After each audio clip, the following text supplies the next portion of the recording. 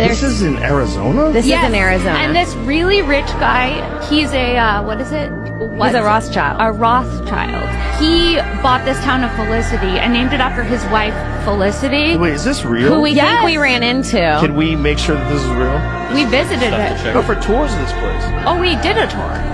We did a horrifying. Why? They tried to get us in the center of the pyramid, in the center of the thing, put our foot in the middle, save this thing and make a wish and then sign a contract. And I was like, and we were like, I'm not doing that. And she was like, well, it's the only part of the tour you have to do. And they go, to do the tour. And that's when we said, we don't want to do the tour anymore. We're going to leave. And she was pissed. And then they said, she goes, this right here is the center of the world. I'll never try to hurt you. I want you to know that I'm here for you forever true. Cause you're my black brother, strong brother, and there is no one above you. I want you to know that I'm here for you forever true. He's misunderstood. Some say that he's up to no.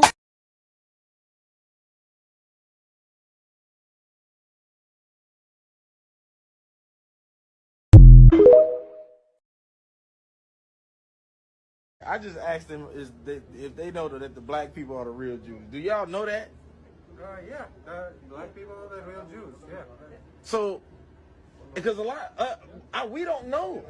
They're not telling us. No, because they whitewash the whole thing down to make you believe that the blacks were, of no significance. So. And where are you from? I'm from India. From India. See, I keep telling y'all, people overseas know who we are. I keep telling y'all, but y'all don't want to believe me. They don't want to believe me. Whatever. And they're wrestling with who the first Americans are. The people that you see right now that are getting credit for being indigenous people, they're not the first peoples. They're the fifth migration of human beings. The first migrations that came to the American continent were short-statured African people known as the Paleo-Americans, or who we call the Twa Mbuti. The second were who we call a taller stature African, known as the Clovis Folsom. The third migration coming to this country were known as the Algonquin. The fourth are known as the Inuit, or who are derogatorily called the Eskimo. Eskimo is a derogatory term towards the indigenous people that we call the Inuit. The fifth migration came in large numbers, and they were escaping the Mongol invasions like Genghis Khan. And they came across. That's who we give credit for the Bering Strait.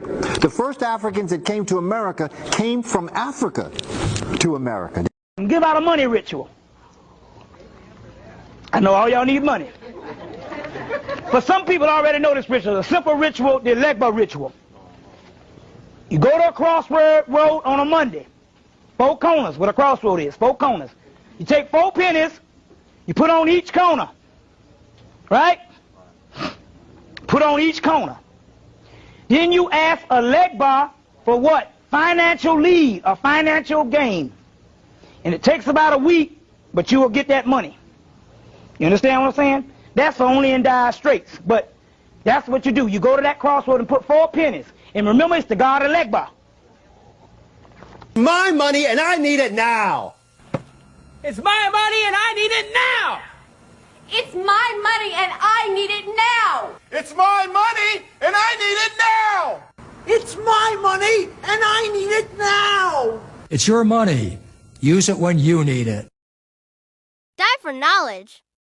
Where did Jesus go when he disappeared from the Bible? In the Bible, he's gone. Age of 12, poof, he's gone. Where did he go? He goes to Egypt. And when I take people on these grand tours of Egypt, I take them to the place where Jesus actually slept, where he lived for some time in Coptic Cairo. The bed that he slept in is a shrine that's still there till this very day, and it's guarded. And so he went to Egypt. Why did he go to Egypt? He went there to learn the Egyptian mysteries. From who? Tahuti. He was a student of Tahuti, right? So now, when we say, could he either be Tahuti or is a student of Tahuti? Well, that's a much deeper conversation. That might be a whole other podcast, because this guy was such a wizard and magician. He had come back and incarnated at will over 10,000 lives, right, according to the Emerald Tablets, over the course of 100,000 years. Could he have gotten bored with that and said, you know, I want to come through a womb of a woman and come out and see life as a human being and regain all my memory? So it's a possibility. But either way, he disappears out of the Bible at the age of 12. He goes to Egypt. He learns the Egyptian mysteries. Then there's a record of him going throughout Egypt, into Nubia, and then even leaving there and going to Tibet. What did he learn in Tibet? Yeah. In Tibet, he learned how to heal with his hands. He learned the art of Qigong, Reiki, and all these other healing modalities. Only reason that white people in the United States or anywhere we are, in Europe, in Africa, in Australia, in Israel, wherever we are the colonizers. We are the colonizers, and we live off the expense of the assault, Europe's assault on Africa, the kidnapping of African human beings, the trafficking, all of these things that we hear today. This is where it came from. Hundreds of years of assaulting and stealing everything that African people and Africa as a continent had, and putting it into the hands of white people. And so this is why, as the chairman has said, the true class struggle, the true working class in the world is the African and colonized working class, not white people, because all white people, and you know this is true, you and I know this is true by just living our lives and seeing it. All white people sit on the pedestal, on the backs of African and indigenous people. And, you know, the statistics are that even poor white people have an easier ability in a crisis to raise $3,000 in an emergency than middle-class African people do. Because we live in social wealth. We live with the wealth surrounding. Was they put the lake in that spot to cover up the ruins. Oh, interesting. Interesting. 4D chess right there. Yeah. So you're saying all lakes are man-made? You have 53,000. So if you're going to go with how many are in America, that's a lot, right? So 53,000, and the average lake sits at about, the average, well, if we're going to go with dams and everything, they sit at about 40%. So if they're technically low, right, that's what they try to tell you, it's always low. It's never actually full. So they're always going to pull the whole, well, we're running water because there's not a lot of water in those dams. But it's interesting because even the Hoover Dam and that whole thing that was built, that's all part of the Phoenix and Arizona right here in this state. And that's got a lot of ancient lineage over there too as well. And it's interesting because that was right around the time with the Phoenix fire, which was 1916 on September 23rd. So that's kind of right around that time when all those things were happening. But this water deceiving is basically you have these controllers who hold the water up here, and then they say down here, you're running water, when in reality, there's water coming out of the earth. So for example, California had an earthquake. This was 3 years ago. Northern California had an earthquake. And all of a sudden, one of the rivers just started pouring water. And the people were like, what the heck is going on? There's water coming out of the river. The river hasn't had water ever. Right? So people were completely baffled that now water is coming back. Then on top of that, you secret. And I asked him, what secret is he talking about?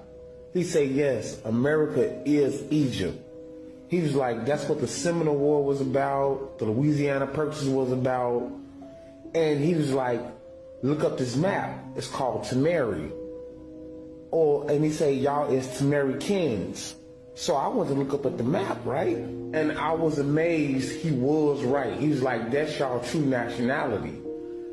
And he was like, when the Seminole War broke out, that's when they won and they took over America and started calling them Americans, and they spelt it different.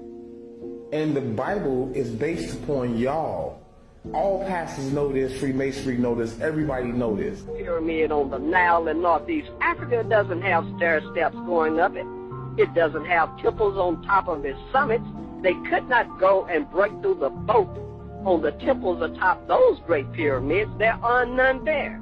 And that was the clue that Egypt was writing about the Americans. And the deeper I got into the